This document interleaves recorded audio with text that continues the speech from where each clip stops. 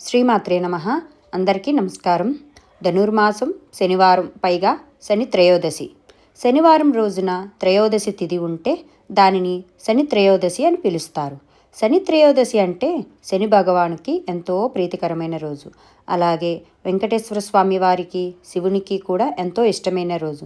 ఇలాంటి పరమ పవిత్రమైన రోజున శని భగవాను గురించి, అదేవిధంగా వెంకటేశ్వర స్వామి వారి కొన్ని కథలను గురించి తెలుసుకొని ఆ స్వామి వార్ల అనుగ్రహాన్ని పొందుదాం.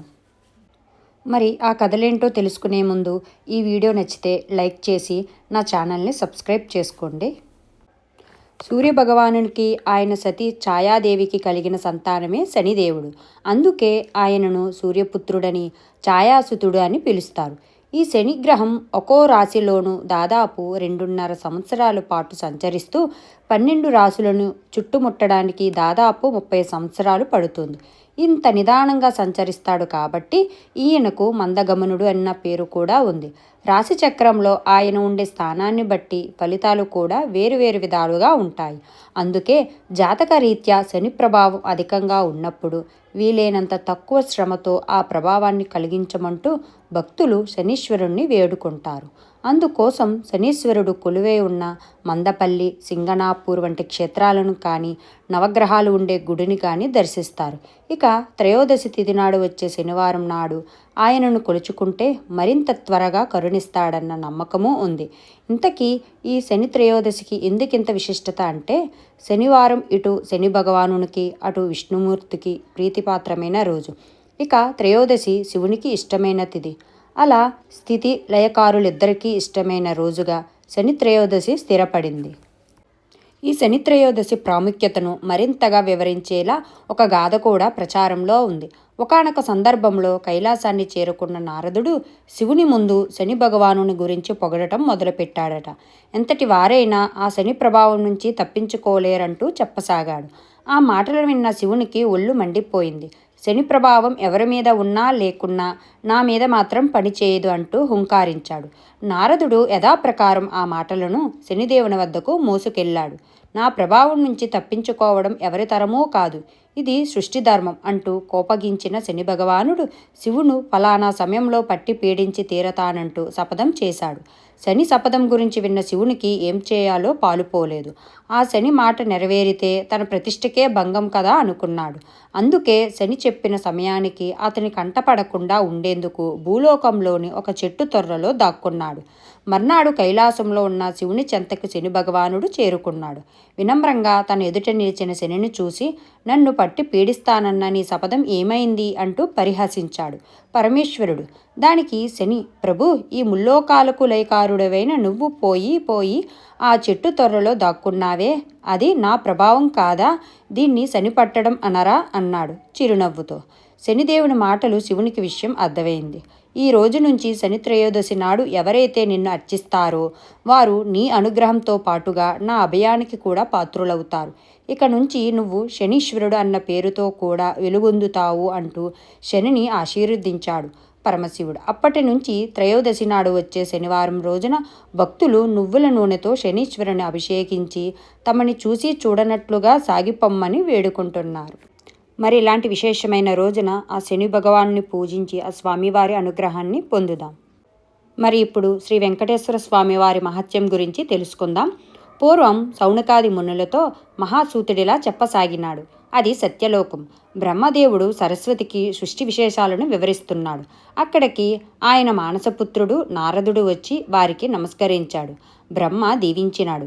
నారదుడు, తండ్రి, వచ్చేది కలియుగం గదా, దేవతలు భూలోకంలో అడుగు పెట్టడానికే భయపడతారు, మరి ప్రజలు శ్రీమన్నారాయణ్ను పూజించుకునే అవకాశం ఏది అని ప్రశ్నించాడు.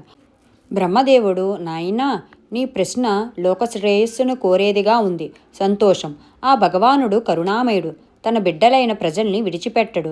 ఏదో ఒక కారణం కల్పించుకొని భూలోకంలో అవతరిస్తాడు, చూస్తుండు అని చెప్పగా బ్రహ్మవాక్యం తప్పక జరుగుతుందని నారదుడు సంతుష్టుడైనాడు. కలియుగం మొదలైనది. కలిదోష నివారణ కోసం మహర్షులందరూ నైమిసారణ్యంలో ఒక సత్రయాగం చెయ్యాలని సంకల్పించారు. అయితే ఆ యజ్ఞఫలాన్ని ఎవరికి ధారపోస్తే ప్రయోజనం కలుగుతుందని చర్చించారు. వారిలో భృగు మహర్షి లేచి, యజ్ఞఫలానికి త్రిమూర్తులైన బ్రహ్మ, విష్ణు, శంకరులలో ఎవరు తగినవారో నేను పరీక్షించి తెలుసుకుని వస్తానన్నాడు. ఆయన మహాతపస్శాలి. తన తపఃప్రభావముతో కుడికాలిలో ఒక కన్నును కూడా పొందగలిగాడు.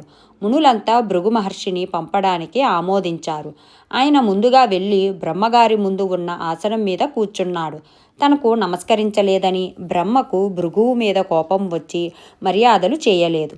దానితో భృగు మహర్షికి కోపం వచ్చి, మహాతపస్శాలినై బ్రహ్మర్షినే నీ అంతవాడినైన నన్ను అతిథిగా మన్నించలేకపోయావు. సృష్టికర్తనని అహంకరిస్తున్న నీకు భూలోకంలో ఎక్కడా పూజా పురస్కారాలు లేకుండా పోవునుగాక అని శపించాడు. తరువాత కైలాసానికి వెళ్ళాడు. అక్కడ పరమేశ్వరుడు పార్వతితో ఆనందనాట్యం చేస్తూ భృగువు రాకను గమనించలేదు. దానితో భృగు మహర్షి కోపావిష్టుడే, మహేశ్వర, నీవు నాట్య విలాసాలలో మునిగి మహత్తపస్సాలిని అతిథిని అయిన నన్ను నిర్లక్ష్యం చేశావు కనుక భూలోకంలో నీకు లింగరూపంలోనే కాని నిజరూపంలో ఆరాధన జరగకుండునుగాక అని శపించినాడు. ఆ తరువాత విష్ణులోకానికి వచ్చాడు. మాధవుడు పానుపు మీద పరుండి తనకు పాదసేవ చేస్తున్న లక్ష్మీదేవితో సరసల్లాపాలు ఆడుతున్నాడు. ముని రాకను గమనించలేదు. భృగువు వెళ్ళి అతిథిగా వచ్చిన నన్ను అవమానిస్తావా అంటూ విష్ణుమూర్తి గుండెల మీద తన్నినాడు. ఒక్కసారిగా లోకాలన్నీ కంపించాయి. సముద్రాలు కలిగిపోయాయి. భూమి దద్దరిల్లింది. అయినా శ్రీ మహావిష్ణువు రవ్వంతా కూడా ఆగ్రహించగా పరమశాంత స్వభావముతో లేచి మునికి నమస్కరించి, మునీంద్ర, మీ రాక చేత వైకుంఠమే పావనమైనది.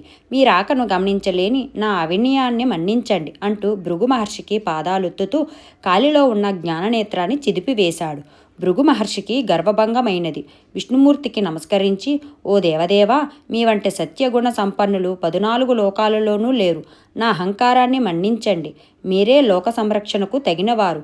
కాబట్టి భూలోకంలో కలిప్రభావాన్ని నశింపజేసి ధర్మ సంరక్షణ చేసి ప్రజల కష్టాలను తీర్చడానికి తప్పకుండా అవతరించాలి అని ప్రార్థించి తిరిగి భూలోకానికి వచ్చి మునులతో త్రిమూర్తులలోని పరమసాత్వికుడు శ్రీమన్నారాయణుడే, అతడే యజ్ఞఫలానికి అర్హుడు అని నిష్కర్షగా చెప్పినాడు. మునులందరూ సత్రయాగం చేసి ఆ ఫలాన్ని యజ్ఞపురుషుడైన గోవిందునికే ధారపోసినారు. అక్కడ వైకుంఠంలో లక్ష్మీదేవికి కోపం వచ్చింది. శ్రీహరి వక్షస్థలమే తన నివాసము. ఆ వక్షస్థలాన్ని ఒక ముని కాలితో తన్నినాడు. అందుకు శ్రీహరి కోపికించక ఆయనకు చాలా మర్యాదలు చేసినాడు. భర్తయే తనను గౌరవించలేదు. అందుకే లక్ష్మికి కోపం వచ్చి భూలోకానికి ప్రయాణమైనది. లక్ష్మీ లేని ఇల్లు కళావిహీనమైనది. ఆమెను వెతికి తెచ్చుకోవడానికి భూలోకానికి ప్రయాణమైనాడు కేశవుడు. ఇంతో భూదేవి వచ్చి, దేవా, కలియుగంలో అధర్మం పెరిగింది. పాపభారం మోయలేకపోతున్నాను. నువ్వు భూలోకంలో అవతరించి నన్ను కాపాడు అని కోరింది.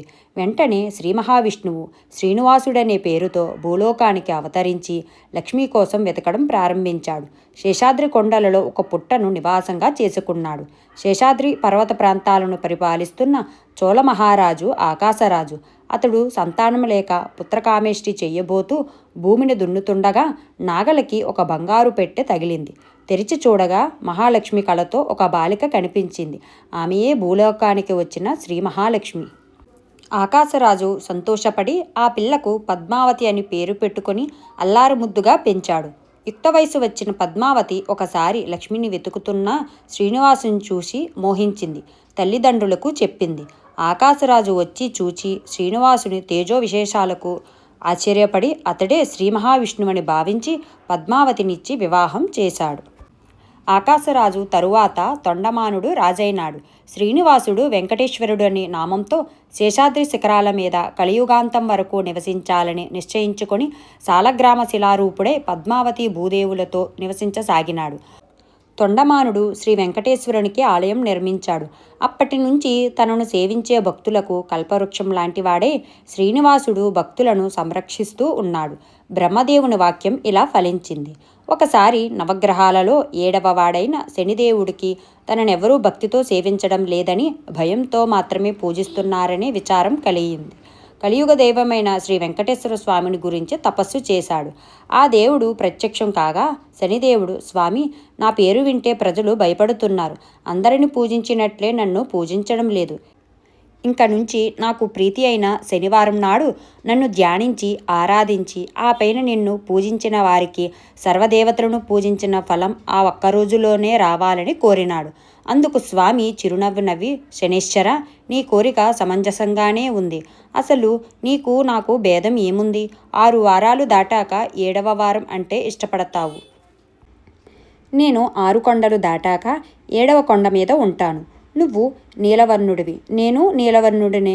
నువ్వు శనిదేవుడువు, నేను శనిదేవుడనే. సం అంటే సుఖము, నీయతే అంటే ఇతని వలన భక్తులకు అందించబడుతుంది. నువ్వు తలుచుకుంటే నీ భక్తులను మహారాజ్యాధిపతులను చేస్తావు. నేను అంతే కదా. నువ్వు సప్తమ గ్రహానివి, నేను సప్తగిరీసుడను. సామాన్య మానవులకు ఈ విశేష విషయాలు తెలియక నువ్వంటే భయపడుతున్నారు. నిన్ను నన్ను వేరుగా చూస్తున్నారు. నువ్వు కోరిన వరాన్ని అనుగ్రహిస్తున్నాను. భక్తులు ఒక శనివారం నాడు ప్రారంభించి 7 శనివారాల పాటు నిన్ను ముందు పూజించి ఆ తరువాత నన్ను పూజిస్తూ ఒక మహావ్రతంగా ఆచరిస్తారో వారికి నువ్విచ్చే ఫలంతో పాటు నా సంపూర్ణ అనుగ్రహం కూడా లభిస్తుంది. సమస్త శని దోషాల నుంచి వారు విముక్తులే సౌఖ్యాన్ని పొందుతారు. ఆయుర ఆరోగ్య ఐశ్వర్యాది సకల శ్రేయస్సులను పొందుతారు. ఇందులో సంశయం ఏమీ లేదు అని వరమిచ్చాడు.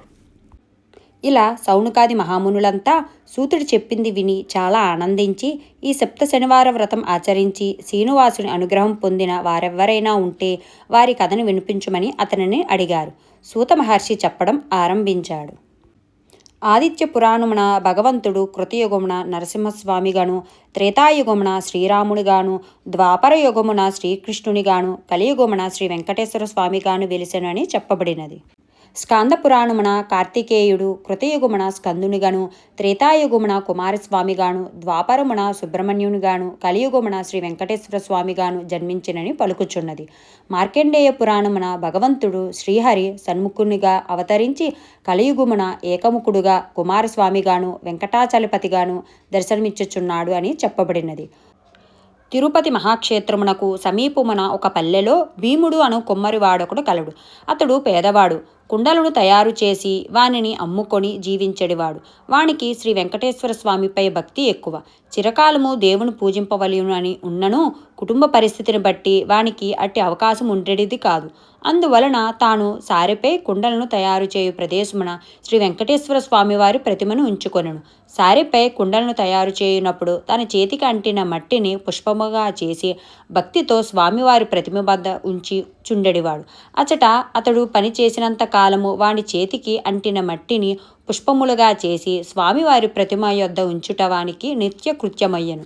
ఆ ప్రాంతమున పరిపాలించు రాజు తొండమానుడు కూడా శ్రీ వెంకటేశ్వర స్వామి యందు భక్తి కలవాడు. అతడు ప్రతిదినమును వెంకటాచలమునకు పోయి స్వామివారిని బంగారు పూలతో అర్చించెడివాడు. అతడు ఉంచిన బంగారు పూల స్థానమున మట్టి పూలు స్వామివారి వద్ద ఉండేటివి. తొండమానుడు ఈ విషయమును గమనించెను. తాను ఉంచిన బంగారు పూల స్థానమున మట్టిపూలు ఉండుట వానికి అర్థము కాలేదు. అర్చకులు తాను ఉంచిన బంగారు పూలను అపహరించి మట్టిపూలను ఉంచుచున్నారని అనుమానించెను. తన భటులను కాపలాగా ఉంచెను. రాజు ఎన్ని విధములుగా యత్నించెనో బంగారు పూల స్థానమున మట్టి పువ్వులే స్వామివారి యొద్ద ఉండేటివి. మహారాజునకు మానసిక వ్యధ పెరిగెను. చింతాపీడితుడైన వానికి శ్రీ వెంకటేశ్వర స్వామి కలలో కనిపించెను. రాజా, సమీప గ్రామమున భీముడనే కుమ్మరి ఒకడు కలడు. అతడు కొండలు చేయుచు చేతికి అంటిన మట్టిని పుష్పములుగా చేసి నా ప్రతిమ వద్ద ఉంచుచున్నాడు. అతడు కుమ్మరి అయినను కుండలు చేయుచున్నను నన్ను నిత్యము ధ్యానించి మూఢభక్తుడు. నా స్మరణమును ధ్యానమును విడువని అతడు మహాభక్తుడు. వాని భక్తి ప్రభావమున అతడుంచిన మట్టి పువ్వులు ఇచ్చట నా సన్నిధానమును చేరుచున్నవి. నీవు ఉంచిన బంగారు పూలు అతడుంచిన పూలయందు నిలువలేక అదృశ్యములగుచున్నవి. భక్తిలో అతడు నీకంటే ఉత్తముడు, విచారింపకము అని ఆ రాజును ఊరడించెను. తనను మించిన భక్తుడు ఒకడున్నాడని స్వామివారు చెప్పిన మాటలు మనసులో నిలిచినవి. తన కలను స్వామివారి మాటలు వీనిని పరిశీలించుటకై వెంకటాచలమునకు సమీపమున ఉన్న పల్లెలలో భటులతో కలిసి తిరగసాగాను. ఒక పల్లెలో సారెపే కుండ నుంచి త్రిప్పుచు చేతికి అంటిన మట్టిని పుష్పముగా చేసి సమీపమున ఉన్న శ్రీ వెంకటేశ్వర స్వామి వారి ప్రతిమ వద్ద పడునట్లు నేర్పుగా విసురుచు కుండలను చేయు భీముని చూచెను. రాజు వానిని చూచి ఆశ్చర్యపడెను. రాజు భీముని సమీపించి, ఓయి, నీవు స్వామిని మట్టిపూలతో పూజించుట ఎలా? నీకు పూజకు పుష్పములు దొరుకుటలేదా? నీవు సారిని త్రిప్పుచు వచ్చిన మట్టిని పుష్పముగా చేసి స్వామివారి వద్ద పడినట్లు విసురుటయ్య విచిత్రముగా ఉన్నది. నీ ఉద్దేశమును వివరింపుమని అడిగెను. భీముడు రాజునకు నమస్కరించి, మీ వంటి వారు వచ్చుటచే నా ఇల్లు పావనమైనది. నేను చదువురాని మూర్ఖుడను. స్వామివారిని పూజించుట ఎట్లో తెలియనివాడును. నా పూజా విధానము ఎరుగనివాడును. నేను దరిద్రుడను. కుండలను చేయనిదే నా కుటుంబమును గడవదు. కావున నేను ఉదయము నుండి సాయంకాలము వరకు కుండలను చేయక తప్పదు. పూజా విధానము తెలియనివాడును. కుటుంబ పోషణకే కుండలను చేయక తప్పదు. ఇట్టి నేను తీరిక లేక ఇట్లు చేయుచున్నాను. క్షమింపుడు. నేను శ్రీ వెంకటేశ్వర స్వామి వారినే నమ్మినవాడును. చేతికి అంటిన మట్టినే పుష్పముగా చేసి ఇట్లు స్వామివారిని తలుచుకొనుచు సారె వద్ద నుండి లేవరాని స్థితిలో నుండిచే ఇట్లు మట్టి పూలను స్వామివారికి అక్కడ పడినట్లు విసురుచున్నాను అని భయభక్తులతో వినయముగా మహారాజునకు తన పరిస్థితిని వివరించెను. కుమ్మరివాని మాటలు విన్న రాజు మిక్కిలి ఆశ్చర్యపడెను. కుమ్మరివాని భక్తికి మెచ్చి వానికి ధనముని ఇచ్చి తన రాజ్యమునకు పోయెను. ఆ తరువాత కొంతకాలమునకు భీముడు మరణించి స్వర్గమును చేరును. శ్రీ వెంకటేశ్వర స్వామి భీమును భక్తికి మెచ్చిన, నీకు ఇక నుండి ప్రసాదములను మట్టి పాత్రలతోనే నివేదింపవలయునని తొండమాను మహారాజునకు కలలో కనిపించి చెప్పాను. ఈనాటికి స్వామివారి సన్నిధిలో ఈ ఆచారమును పాటించుచు మట్టి కుండలతోనే ప్రసాదమును స్వామివారికి నివేదన చేయుచు ఆరాధించుచున్నారు. తొండమానుడు శ్రద్ధాభక్తులతో శ్రీ వెంకటేశ్వర స్వామిని అర్చించుచు నిత్యోత్సవములు, రథోత్సవములు, సమారాధనలు మున్నగువానిని జరిపించుచు చివరకు మరణించి విష్ణులోకమును చేరెను. పూర్వకాలం కాంచీపురంలో దేవదత్తుడనే ఒక బ్రాహ్మణుడు ఉండేవాడు.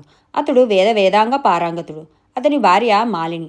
వారిద్దరూ అతిథుల్ని, అభాగ్యుతుల్ని ఆదరిస్తూ గృహస్థ ధర్మాన్ని పాటిస్తూ ఉండేవారు. వారికి శ్రీ వెంకటేశ్వర స్వామి ఇలవేలుపు. ఒకనాడు వారింటికి కాశీయాత్ర చేసి వచ్చిన ఒక బ్రాహ్మణోత్తముడు వచ్చాడు. ఆ దేవదత్త దంపతులు ఆయనను సాక్షాత్ శ్రీ వెంకటేశ్వర స్వామిగా భావించి అతిథి మర్యాదలు చేశారు. భోజనానంతరం ఆ బ్రాహ్మణుడు వారి జాతకాలు పరిశీలించి చూసి జాతకం ప్రకారంగాను, గోచార ప్రకారంగాను దేవదత్తునికి శనిదోషం వల్ల అపమృత్యు కలిగే సూచనలు కనబడుతున్నాయని, ఆ అపమృత్యు దోష పరిహారం కోసం సప్త శనివారం వ్రతం చేసి అటు శనీశ్వరుణ్ణి, ఇటు శ్రీ వెంకటేశ్వర స్వామిని భక్తి శ్రద్ధలతో ఆరాధించవలసిందని, అమ్మ నీవు శ్రద్ధ వహించి నీ భర్తను కూడా సప్త శనివారం వ్రతం చేయడానికి ప్రోత్సహించి నీ సౌభాగ్యాన్ని నిలుపుకోవాలి సుమా అని హెచ్చరించాడు. సప్త శనివార వ్రత విధానాన్ని కూడా వివరంగా బోధించి సెలవు తీసుకొని తన దారిని తాను వెళ్ళాడు. దేవదత్తుడికి తారాబలం, చంద్రబలం సరిపోయిన ఒక శుభదినాన ఆ దంపతులిద్దరూ బ్రహ్మముహూర్తాన తెల్లవారుజామున 4 గంటలకు లేచి స్నాన ధ్యానాదులు నిర్వర్తించి ఇంటిలో ఈశాన్య భాగాన పూజాపీఠం పెట్టి మండపం చేసి వెంకటేశ్వర స్వామి చిత్రపటం పెట్టి పూజా సామాగ్రులు, నైవేద్య పదార్థాలు అంటే కొబ్బరికాయలు, అరటిపళ్ళు, నల్ల ద్రాక్ష పళ్ళు, 7 చిమ్మిలి ఉండలు సిద్ధం చేసుకొని ఉదయం పూజ చేసి ఆనాడు సాయంకాలం దాకా ఉపవాసం చేసి సాయంకాలం పళ్ళు కాయలతో పాటు 7 లడ్డూలు కూడా నైవేద్యానికి సిద్ధం చేసుకొని సాయంకాల పూజ చేసుకొని ఒక బ్రాహ్మణ్ణు పిలిచి ఆయనకు భోజనం పెట్టి ఆ పైన వారు భుజించి మొదటి రోజు వ్రతం యథావిధిగా నిర్వర్తించారు. ఆ విధంగా వరుసగా వారు 7 శనివారాల పాటు వ్రతాన్ని భక్తి శ్రద్ధలతో కొనసాగించారు. 7వ శనివారం వ్రత పరిసమాప్తి చేసి భోజనం చేసి కొంతసేపు శ్రీ వెంకటేశ్వర స్వామి మహిమలు వర్ణించుకుంటూ కాలక్షేపం చేసి ఏ నడిజాములోనూ కొంచెం నిద్రించారు. ఆ దంపతుల భక్తి శ్రద్ధలకు, పూజా విశేషాలకు ప్రసన్నుడై శ్రీ వెంకటేశ్వర స్వామి మాలినీదేవికి స్వప్నంలో సాక్షాత్కరించి, ఓ పరమస్వాతివి, మీ దంపతులిద్దరూ శ్రద్ధాభక్తులతో చేసిన సప్త శనివార వ్రతానికి నాకు చాలా సంతృష్టి కలిగింది. ఆ వ్రత ప్రభావం వల్ల నీ భర్తకు శనిశ్చర దోషం, అపమృత్యు భయం కూడా తొలగిపోయింది. అతనికి రాబోయే జన్మలోను ఆయుర్దాయాన్ని ఈ జన్మలోనికి తీసుకువచ్చి ఇతన్ని పూర్ణ ఆయుర్దాయం కలవాన్ని చేశాను. మీరిద్దరూ సుఖశాంతులతో ఆనందంగా 100 సంవత్సరాలు జీవించి ధర్మార్థ కామ మోక్షాలనే 4 పురుషార్థాలు సాధించుకుంటూ మీ మానవ జన్మను సార్థకం చేసుకోండి అని దీవించి అదృశ్యుడైనాడు. వెంటనే ఆమె లేచి భర్తను లేపి తన స్వప్న వృత్తాంతాన్ని వినిపించింది. ఆయన కూడా సంతోషించి భార్యను అభినందించాడు. ఒక శుభముహూర్తాన ఆ దంపతులిద్దరూ శ్రీ వెంకటేశ్వర స్వామి దర్శనార్థమే తిరుపతి కొండకు వెళ్ళి మొక్కులు తీర్చుకొని ఆ స్వామిని మనసారా స్తుతించి ప్రసాదం స్వీకరించి తిరిగి వచ్చారు. ఇంటికి వచ్చాక బ్రాహ్మణులను పిలిచి అన్న సంతర్పణ చేసి బ్రాహ్మణ ఆశీర్వాదాలు పొందారు. జీవితాంతం వరకు యథాశక్తిగా శ్రీ వెంకటేశ్వర స్వామి సేవ చేస్తూ చివరికి శ్రీ స్వామి సాన్నిధ్యాన్ని పొందారు. కళవు శ్రీ వెంకటనాయక అని పెద్దల సూక్తి. కలియుగంలో శ్రీ వెంకటేశ్వర స్వామిని మించిన ఆరాధ్య దైవం లేడు. ఈ సప్త శనివార వ్రతంతో ఆయన ఆరాధించిన వారికి శనిదోషాలు తొలగి శ్రీ స్వామి అనుగ్రహం లభిస్తుందని సూతుడు సౌనుకాది మహామునులకు వినిపించాడు. వారు విని ఆనందించారు. కలియుగమున శ్రీ వెంకటేశ్వర స్వామియే ప్రత్యక్ష దైవము. భక్తి శ్రద్ధలతో శ్రీ స్వామివారిని అర్చించిన వారికి ఇహపరలోకములు యందు భోగభాగ్యములు కలుగును. శ్రీ స్వామివారికి మిక్కిలి ఇష్టమైన ఈ శనివార వ్రతమును చేసిన వారికి ఉన్న కష్టములు తీరును, గ్రహబాధలు పోవును, సంపదలు భోగములు కలుగును, వారికి వారి కుటుంబమునకు సర్వశుభములు కలుగును. శనివార వ్రతమును ఆచరించిన వారికి అసాధ్యమే లేదు. ఈ కలియుగమున శనివార వ్రతము మానవులకు కల్పవృక్షం వంటిది. శనివార వ్రతం చేసి స్వామివారిని అర్చించి స్తుతించి ఈ కథను చదువుకొనిన వారు ధన్యులు. శ్రీ వెంకటేశ్వర స్వామి సర్వదేవతా స్వరూపుడు. ఆయనను అర్చించినచో అందరి దేవతలను అర్చించినట్లే అగును. ఆయన సంతోషించినచో దేవతలందరూ సంతోషించినట్లే. పూజలో వస్తు సామాగ్రి, మన సంపద, ఆడంబరము వీని కన్నను మనలోని భక్తి శ్రద్ధలే ముఖ్యులు. కావున మనము అందరమును యథాశక్తిగా శనివార వ్రతమును ఆచరించి శ్రీ వెంకటేశ్వర స్వామి వారి అనుగ్రహము పొందుట మన కర్తవ్యము. ఇప్పుడు స్వామివారి మరొక కథ గురించి తెలుసుకుందాం. పూర్వకాలమున మగధ సామ్రాజ్యంలో విష్ణుచిత్తుడనే శ్రీవారి ప్రియభక్తుడు ఉండేవాడు. అతనికి 9 మంది స్త్రీ సంతానము కలిగిరి. ఎంతో పాండిత్యం కలిగినను మిక్కిలి పేదరికంతో బాధపడుచుండెడివాడు. విష్ణుచిత్తుని భార్య తారామతి ఎల్లప్పుడూ శ్రీమన్నారాయణ్ణి ప్రార్థిస్తూ ఉండేది. అప్పుడప్పుడు వివాహాది శుభకార్యాల పౌరోహిత్య కార్యక్రమంలో దక్షిణగా వచ్చడి కొద్ది సొమ్ముతో ఎంతో కష్టాలు పడుతూ కాపురం సాగిస్తున్నారు ఆ దంపతులు. కుమార్తెలకు యుక్త వయస్సు సమీపించింది. తారామతికి ఎప్పుడూ వీరి వివాహము ఎట్లు జరిపించవలనని అనే చింతగా ఉండేది. ఆ శ్రీనివాసుని ప్రార్థిస్తూ కాలం గడుపుతూ ఉండేది. ఓ శ్రీనివాస భక్తులారా, అశ్రిత జనరక్షకుడైన శ్రీ వెంకటేశ్వర స్వామి వారికి తన భక్తులన్న అపార ప్రేమే అని మన అందరికీ తెలిసినదే కదా. ఆనాడు మాఘ పౌర్ణమి ఉదయాన్నే ఒక వృద్ధ బ్రాహ్మణుడు విష్ణుచిత్తుని ఇంట తలుపు తట్టాడు. అయ్యా, నేను వంగదేశపు వాసిని. ఒక యజ్ఞ నిమిత్తం వెళుతూ దారి మధ్యలో ఈ దేశం వచ్చాను. దయచేసి ఈ ఒక్కరోజు మీ ఇంట్లో ఉండనిచ్చినచో తిరిగి రేపు ఉదయమే వెళ్ళిపోగలను అని విష్ణుచిత్తుని అర్థించాడు. అందులకు విష్ణుచిత్తులు, స్వామి, అంతకు మించిన అదృష్టము మాకేమున్నది? అతిథి సాక్షాత్ శ్రీమన్నారాయణుతో సమానమని మన పురాణాలు ఘోషిస్తున్నాయి కదా. తమరు ఎటువంటి సంకోచము లేకుండా మా ఇంటిలో తప్పక ఉండవలసింది అని ఆ ముసలి బ్రాహ్మణుని లోనికి తీసుకువచ్చి సపర్యలు గావించాడు. ఆ రోజు మధ్యాహ్నం భోజనాంతరం ఆ వృద్ధ బ్రాహ్మణుడు తారామతితో ఇలా అన్నాడు. ఏమమ్మా దిగాలుగా ఉన్నావు? ఏమిటి నీ బాధ? ఏమి సంకోచించకుండా చెప్పు అన్నాడు. అప్పుడు తారామతి, స్వామి, తమరు తపస్సంపన్నులు, తేజస్సులు, సాక్షాత్ ఆ వైకుంఠవాసిని మాదిరిగా ఉన్నారు. మీ వద్ద దాచేదేముంది? నా మనోవ్యదంతా నా పుత్రుల వివాహము గురించి అని విన్నవించుకున్నది. అంతటా ఆ విప్రోత్తముడు చిరునవ్వు నవ్వి, తల్లి, నీ బాధ నేను గ్రహించి తిని, నీ కష్టములని తొలగిపోయి కుమార్తెలకు శుభప్రదముగా వివాహము కలుగుటకు ఒక అద్భుత వ్రతము మీకు చెప్పెదను. ఈ వ్రతం ఆచరించిన మీ కష్టములన్నీ పటాపంచలు కాగలవు. శ్రీ వెంకటేశ్వర వ్రతమును ఈ వ్రతము మిక్కిలి సులభతరం అని చెప్పి ఆ వ్రత విధానమంతయు ఆ దంపతులకు వివరించాడు. అంతటా విష్ణుచిత్తుడు, స్వామి, మహాసంతోషము. ఇంతకు మించి మహాభాగ్యం ఏముంటుంది? ఎన్నో రోజులు ఎందుకు? శుభస్య శీఘ్రం అన్నారు కదా మన పెద్దలు. ఈరోజు మాఘ పౌర్ణమి, ఎంతో శుభదినము. ఈరోజే తమరు సెలవిచ్చిన శ్రీ వెంకటేశ్వర వ్రతమును ఆచరించదమని విష్ణుచిత్తులు, తారామతి దంపతులిద్దరూ తమ కుమార్తెలందరితో కలిసి ఆ రోజు సాయంకాలమునే బంధుమిత్రులను పిలుచుకొని శ్రీ వెంకటేశ్వర వ్రతమును అత్యంత భక్తి శ్రద్ధలతో ఆచరించారు. వచ్చిన భక్తులందరూ వ్రతము పూర్తయిన పిమ్మట తీర్థప్రసాదమును స్వీకరించి తమ తమ గృహములకు విడలేరు. అప్పుడు విష్ణుచిత్తుల వారు భార్యా సమేతముగా ఆ బ్రాహ్మణోత్తమునికి పాద సంస్కారం కావించి తమ దంపతులను ఆశీర్వదించవలసిందిగా వేడుకున్నారు.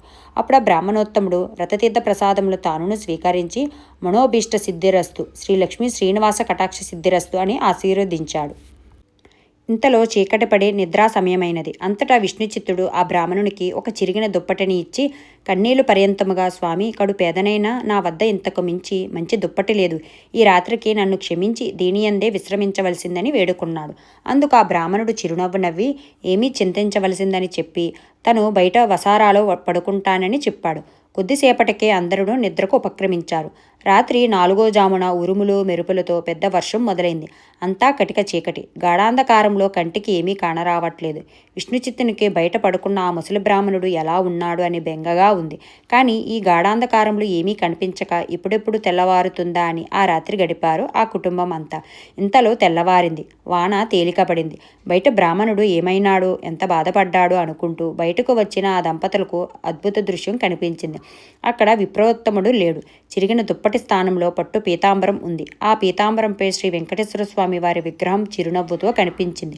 జరిగినదంతా ఆ దంపతులకు అర్థమైంది. వారి ఆనందానికి అవధులు లేవు. వచ్చింది సాక్షాత్ శ్రీమన్నారాయణుడే. ఆహా, ఏమి మన భాగ్యము! కానీ ఆ స్వామివారిని గ్రహించలేకపోతిమే. చివరికి చినిగిన దుప్పటి ఇచ్చినామి అని తలుస్తూ శ్రీ స్వామివారి విగ్రహాన్ని కళ్ళకద్దుకొని ఇంట్లోకి వచ్చారు. ఇల్లంతా స్వర్ణమయంగా కనిపించింది. అంతటా ధనరాశులే. ఆహా, శ్రీ వెంకటేశ్వర స్వామి వారి వ్రతకల్ప మహత్యము వలన గదా ఇదంతయో జరిగినది అని ఆ స్వామిని అనేక విధాల స్తుతించారు.